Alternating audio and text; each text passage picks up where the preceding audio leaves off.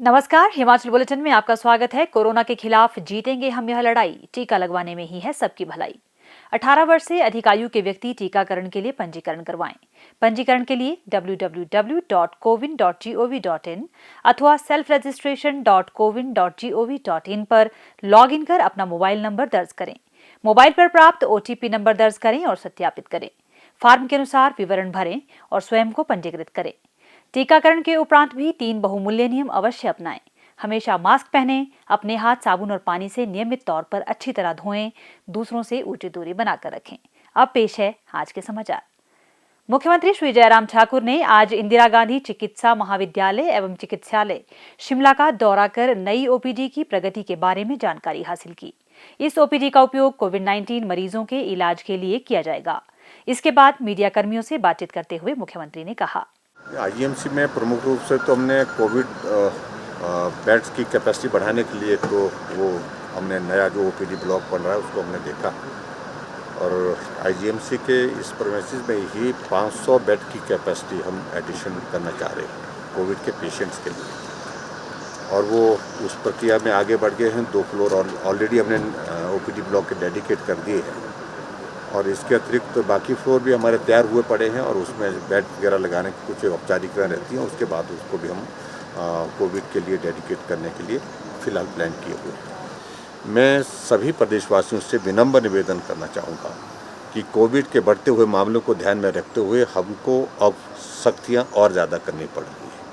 आज से वो सारी सख्तियाँ लागू हो गई हैं और हिमाचल प्रदेश में अब कर्फ्यू है, कोरोना कर्फ्यू के साथ साथ में रिस्ट्रिक्शन में ख़ासतौर से पब्लिक ट्रांसपोर्ट, प्राइवेट ट्रांसपोर्ट जो हमने पहले जिसमें हमने छूट दे रखी थी अब वो बिल्कुल बंद रहेगी और विशेष तौर से बहुत ही आवश्यक किसी काम से किसी व्यक्ति को इमरजेंसी में जाना होगा उस सूरत में प्राइवेट गाड़ी का अपने का वो इस्तेमाल कर सकते हैं।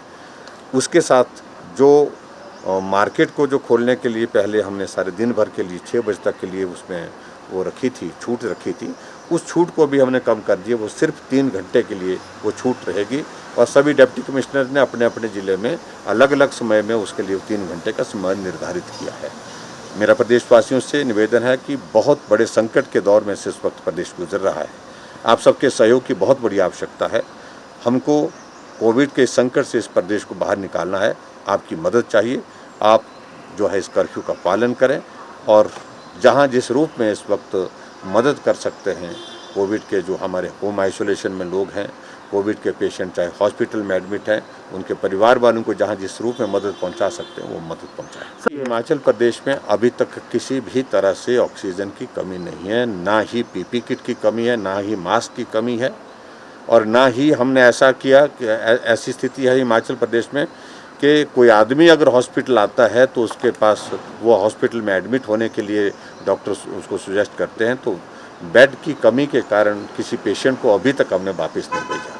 दूसरे प्रदेशों में ये परिस्थिति आ गई है, हॉस्पिटल में बेड नहीं है, पेशेंट को वापस भेजा जा रहा है, लेकिन हिमाचल प्रदेश में हम हर आदमी जिसको एडमिट करने की आवश्यकता है उसको बेड उपलब्ध करा रहे हैं और ऑक्सीजन उपलब्ध करा रहे हैं और जो भी उसके साथ साथ में और भी चीज़ें जो उसके बेहतरीन इलाज के लिए की जा सकती हैं उसके लिए हम कर रहे हैं। उन्होंने कहा कि राज्य में टीकाकरण की प्रक्रिया सुचारू रूप से चल रही है। राज्य को वैक्सीन निर्माताओं से दवाई का कोटा प्राप्त होते ही 18 से 44 वर्ष की आयु वर्ग के लोगों के टीकाकरण के चरण की शुरुआत की जाएगी। श्री जयराम ठाकुर ने कहा कि स्मार्ट सिटी परियोजना के अंतर्गत IGMC शिमला के निकट 32 करोड़ रुपए की लागत से बहुमंजिला पार्किंग का निर्माण कार्य किया जा रहा है। उन्होंने कहा कि इस स्मार्ट कार पार्किंग से न केवल मरीजों और उनके सहायकों बल्कि चिकित्सकों और पैरामेडिकल स्टाफ को भी पर्याप्त पार्किंग की सुविधा उपलब्ध होगी। प्रदेश में कोविड-19 की स्थिति की समीक्षा के लिए आज शिमला में आयोजित बैठक की अध्यक्षता करते हुए मुख्यमंत्री श्री जयराम ठाकुर ने कहा कि केंद्र सरकार ने हाल ही में हिमाचल प्रदेश के लिए 14 और PSA ऑक्सीजन प्लांट स्वीकृत किए हैं। उन्होंने कहा कि इन ऑक्सीजन प्लांट को नागरिक अस्पताल पालमपुर, क्षेत्रीय अस्पताल मंडी, नागरिक अस्पताल घुमारवीं, डॉक्टर राधाकृष्णन राजकीय चिकित्सा महाविद्यालय हमीरपुर, आयुर्वेदिक अस्पताल रिकांगपिओ, नागरिक अस्पताल रत्ती, नागरिक अस्पताल रामपुर, डॉक्टर YS परमार राजकीय चिकित्सा महाविद्यालय नाहन, नागरिक अस्पताल सराहन, क्षेत्रीय अस्पताल कुल्लू, दीनदयाल उपाध्याय अस्पताल शिमला, क्षेत्रीय अस्पताल धर्मशाला, श्री लाल बहादुर शास्त्री राजकीय चिकित्सा महाविद्यालय नेरचौक और IGMC शिमला में स्थापित किया जाएगा। उन्होंने कहा कि ऑक्सीजन संयंत्रों की सुविधा मिलने से इन मेडिकल कॉलेजों और अस्पतालों में दाखिल मरीजों को निर्बाध ऑक्सीजन आपूर्ति सुनिश्चित होगी। उन्होंने कहा कि केंद्रीय स्वास्थ्य एवं परिवार कल्याण मंत्रालय ने राज्य को 75,000 PPE किट्स एवं 75,000 N95 मास्क भेजे हैं। श्री जयराम ठाकुर ने कहा कि वर्तमान में प्रदेश के स्वास्थ्य संस्थानों में कुल 3,670 बिस्तरें उपलब्ध हैं, जिनमें से 1,819 पर मरीज दाखिल हैं। उन्होंने कहा कि राज्य में लगभग 244 ICU बिस्तर और 1,804 ऑक्सीजन युक्त बिस्तर हैं, जिनमें से 349 बिस्तर अभी खाली हैं। श्री जयराम ठाकुर ने कहा कि प्रदेश में बनाए जा रहे अस्थायी अस्पतालों के कार्य में तेजी लाकर अगले कुछ दिनों में बिस्तरों की क्षमता को 1,100 तक बढ़ाया जाएगा। सोलन, मंडी और ऊना जिला के पंडोगा में 200 बिस्तरों की अतिरिक्त सुविधा उपलब्ध करवाई जाएगी, जबकि कांगड़ा जिला के परौर में 500 बिस्तरों की अतिरिक्त व्यवस्था की जा रही है। उन्होंने कहा कि नालागढ़ में 60 बिस्तरों, ऊना जिला के पलकवाह में 100 बिस्तरों, IGMC शिमला में 23 बिस्तरों और टांडा में 66 बिस्तरों की सुविधा वाले मेकशिफ्ट अस्पताल पहले ही शुरू हो चुके हैं। उन्होंने कहा कि मेडिकल कॉलेज नेरचौक में अगले 2 दिनों में 100 बिस्तरों की क्षमता वाला अस्थायी अस्पताल तैयार हो जाएगा। मुख्यमंत्री ने कहा कि राज्य सरकार ने कोविड-19 मरीजों को हेल्थ किट उपलब्ध करवाने का भी निर्णय लिया है। इस किट में काढ़ा, chyawanprash, face mask, sanitiser, thermometer, multivitamin की गोलियां और आयुष इम्यूनिटी बूस्टर शामिल होंगे। मुख्यमंत्री श्री जयराम ठाकुर ने असम के नए मुख्यमंत्री का पदभार संभालने पर श्री हिमंत बिस्व शर्मा को बधाई दी है। श्री जयराम ठाकुर ने आज दूरभाष के माध्यम से उनसे बातचीत के दौरान आशा व्यक्त की कि उनके नेतृत्व में असम विकास की नई ऊंचाइयां छुएगा। उन्होंने श्री हिमंत बिस्व शर्मा के सफल कार्यकाल के लिए भी शुभकामनाएं दी। मुख्यमंत्री श्री जयराम ठाकुर ने आज शिमला से वीडियो कॉन्फ्रेंसिंग के माध्यम से सूचना एवं जनसंपर्क विभाग की एक बैठक की अध्यक्षता करते हुए कहा कि प्रदेश सरकार की नीतियों, कार्यक्रमों और पहलों के व्यापक प्रचार के लिए आधुनिक तकनीकों और सोशल मीडिया के प्रभावी उपयोग पर अधिक बल दिया जाना चाहिए।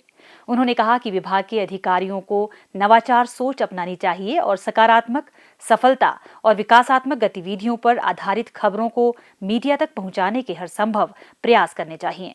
उन्होंने कहा कि विभागीय अधिकारी मीडिया कर्मियों के साथ व्यक्तिगत संपर्क बनाए रखें तथा प्रिंट एवं इलेक्ट्रॉनिक मीडिया के लिए समाचार एवं विकासात्मक कहानियां तैयार करने के लिए कार्य योजना बनानी चाहिए।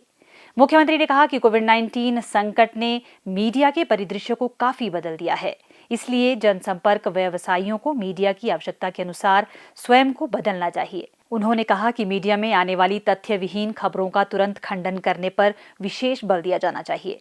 उन्होंने कहा कि जिला लोक संपर्क अधिकारियों को भी अपने जिले के नकारात्मक खबरों को निदेशालय के साथ साथ संबंधित जिले के मंत्रियों के संज्ञान में लाना चाहिए। श्री जयराम ठाकुर ने इस बात पर बल दिया कि महामारी के दौरान मीडिया की ओर से पूछे जाने वाले प्रश्नों के जवाब के लिए विभाग को एक बेहतर तंत्र विकसित करना चाहिए।